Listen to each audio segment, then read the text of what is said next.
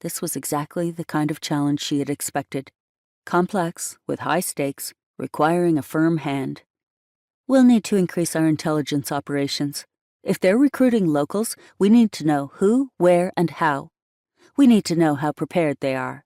Their equipment, numbers, and artillery. I want our best people on this. And double the aerial surveillance.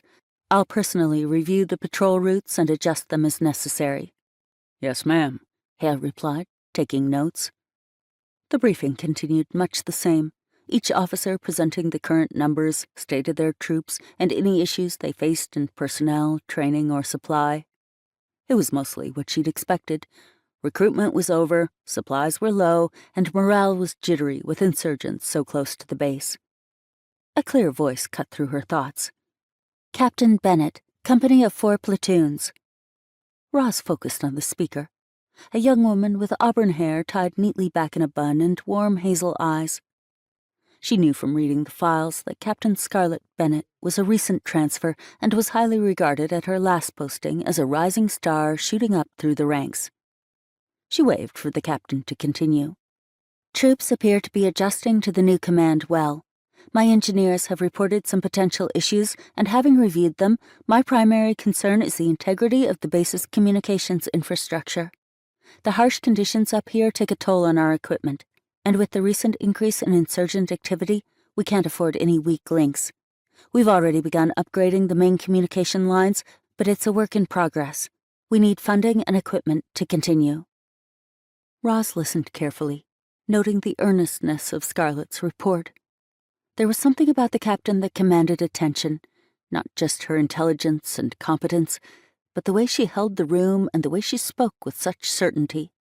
Ros found herself intrigued, an unexpected spark of admiration flickering in her chest.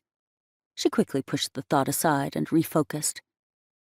Captain Bennett, having reviewed base reports prior to my arrival, your assessment is accurate, Ros said, her tone neutral but approving.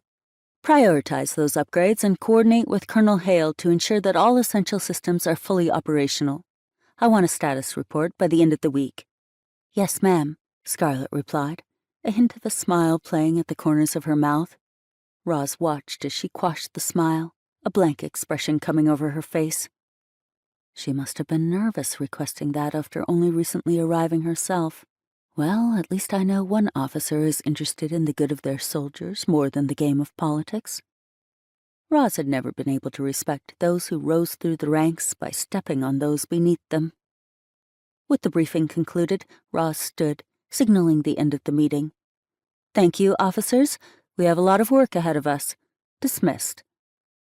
As the officers filed out, Ros lingered for a moment, her mind already spinning with plans and strategies. But as she glanced toward Scarlett Bennett, who was gathering her materials, Ros couldn't help but feel a flicker of something she hadn't anticipated, a sense of curiosity that caught her off guard.